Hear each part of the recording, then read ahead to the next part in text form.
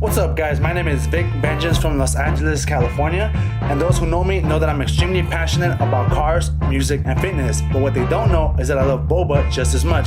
So I'm on the hunt to find the best Boba around, and with me I have some of my friends to check these places out. Welcome to Boba Hunters.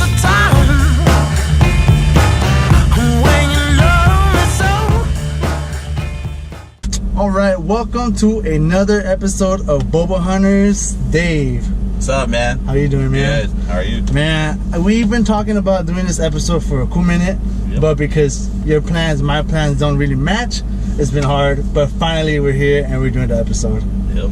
You know, so we're gonna go to this Boba shop in Alhambra. Yeah. Right? It's called the Tenren Tea. Yep. All right. And so I've never been to that spot.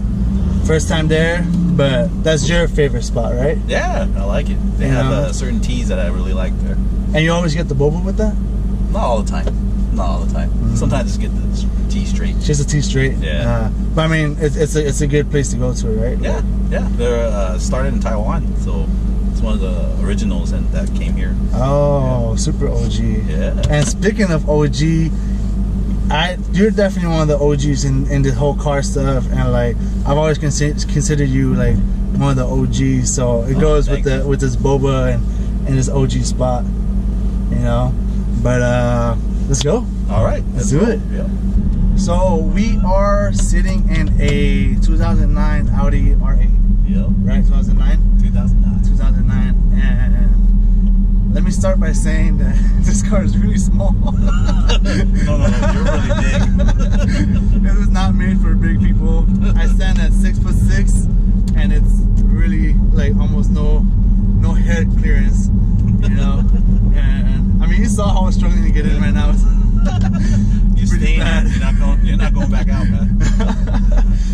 And the cool thing about this car is that for a supercar, it's a manual transmission. Yeah. And these cars don't always come in manual transmissions. Nope. So when I found out that this car was a manual transmission, I was like, wow, like that's not common at all for these supercars, you know? Yeah. I mean, it's really like driver friendly, you know? When it's stick shift, you actually feel the car, you know? Whereas it's automatic, it's so, you know, kind of robotic, you know? Yeah. You don't get the feel, you know? Yeah. That's why I like stick shift, so. Yeah, because you feel the power, you know? Yep. And yeah, like a lot of these new cars that are coming out, they're not stick shift anymore. Nope. You know, they're coming out automatics, and well, I mean, like a lot of people don't even know how to drive stick shift anymore. I read actually somewhere online that it said that only about 15% know how to drive stick shift cars right here in the States. Oh man, 15%. Imagine. Oh man. Whoa. This car pulls. This car pulls a lot. That is so cool, man. And it's cool because one, this is the first V8 car we have in the show. Awesome. Two, is the first European muscle car that we have. And three, it's the first supercar that we have in the show. Awesome. You know, so I'm super appreciative of you like taking the time to do this, you know, and like take some time out of your day to do this show. I'm down for the Boba, man. Boba gets you a long way. It really does, huh? So you've been having this car since it came out? Yeah. So you got an 09? Yep. So prior to this car, what car were you driving? Porsche 993.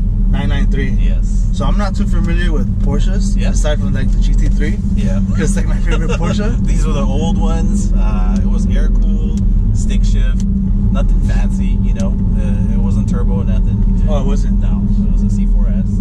You know, all-wheel drive. Has the Y body. Really? But non-turbo. Oh. That's all I could afford at the time. Oh, I see. So no, I still love the car. Yeah. Sometimes I wish I didn't sell it. You know, I wish I could keep all of them. What year was that car? 96. 96. Yeah. Oh, one of those old scooter ones. Yeah. Okay. Yeah. Oh, that's cool. Yeah. And space-wise, inside, how was that? Like comparison to this one? I guess it's a little bit more roomy because it's got 4 seats, but you really can't sit anyway in the back. Oh, it has 4 seats? Yeah, all the Porsches have 4 seats. They're all two-seaters. The way we sit, you know, the seat goes all the way back. You know, you either put your legs legs up, Yeah. or There's no space. Yeah, there's no space. Oh, I see. Yeah, but you know, I don't know why they did it like that. I guess Yeah. they don't. It's a sports car. It's their top of line, you know, car, but they still have 4 seats on it. Yeah. True. So you've always been into cars. Oh yeah, man. Ever since 14, 15, dying to get my permit to drive. Got my first car when I was 16. 16? Yeah, man. Ever since then, just And what was your first car? Toyota. Toyota? Yep. A Toyota what? Celica. A Celica. Yeah, 2-door coupe. So what year was that? 1980. 1980. Yeah. So when? Square headlights. Oh, okay. So when? Because from what I read, at one point those things were called Celica Supras. Yes, but that's even before that. Oh, so that was way before that? Yeah. The Celica Supra came 6-cylinder.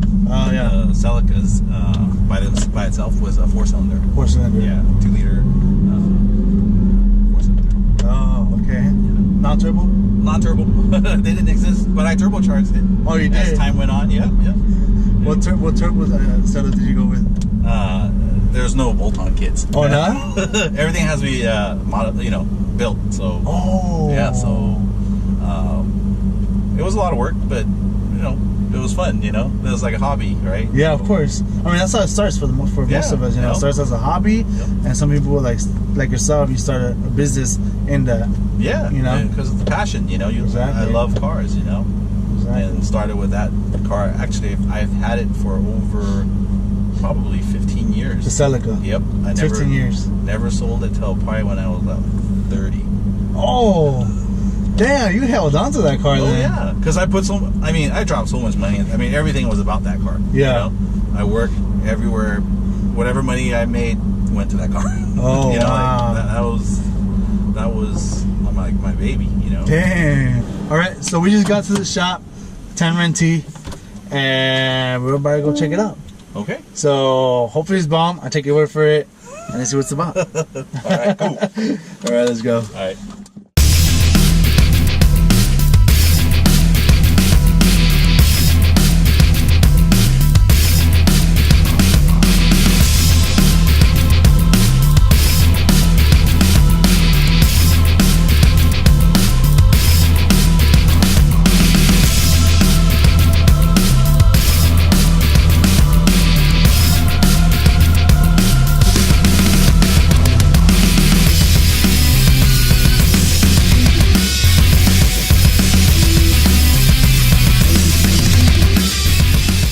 Okay, so we just got the boba.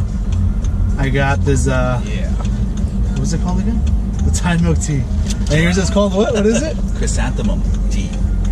Chrysanthemum. Chrysanthemum. Since chrysanthemum. Like anthem. Chrysanthemum. Okay, Yeah. got it. Yep. Chrysanthemum. Okay, Yep. there you go. It's Yeah, a flower. that helps. Oh, so it's a flower. Yeah, it's a flower, and then they extract. I don't know what they extract Whatever. out of it. Yeah, it doesn't taste like Like flowery. flour.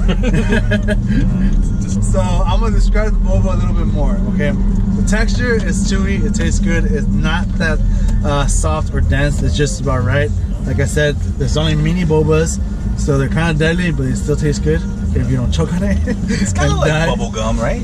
Kinda. You chew it, but it breaks apart. It does break apart. And then you can eat it. Exactly. Flavor wise, I always get the Thai milk tea. They all kind of taste the same. Some of them are a little like more watered down, but this one's like perfect. Other ones are kind of dense in the flavor. Like they use a lot of it's real thick. Yeah, like more milk. Yeah, or more milk and stuff like that. Yeah. And, if you rate these places, you should start rating them 1 to 10. What do you think of this place? True. That's very true. Yeah. Actually, I would rate this place. Well, because they didn't have boba. Yeah. So I'll give them a 7. Yeah. Because the flavor is still there. The sauce is still there. It's just because they didn't have the regular boba. Yeah. So I would give it a 7. What would you rate it? I like this place a lot. I've been to a few, and some of them charge an arm and a leg, and it's not even that good. Yeah. This one is reasonable price. Yeah. Right. And it tastes good. So yeah. I give it an 8 all day. 8 all day. All day. That's cool. Now you've always been coming to this spot, or was there a different spot? There's a lot of other spots, you know, like there's a tea station right here. There's another one behind us called La Boba Tori. Oh, what? That's really cool. Yeah, it's pretty good, you know. But they don't have this chrysanthemum tea. That's the difference for me, right? Yeah. But they have all the other drinks. Like they have the Thai tea, they have, you know, the taro, you know, whatever you want to order, they have. But they, I don't know why this is the only place that has it. Right? I guess it's not that common. Yeah. Yeah. All right, man. So we are at the end of the show. Okay. And at the end of the show, what I like to do is I made these Boba Hunter stickers, and I like to hand them out to my guests that are part of the show. Thank you. So as just to show appreciation that you were down to this episode and take time out of your busy schedule, you know, and take part of this, you know. No problem, man. So I totally appreciate it. Thanks, man. Because you've been Boba hunting. Yeah. Awesome. Yeah, man. So until next time. All right. Cool.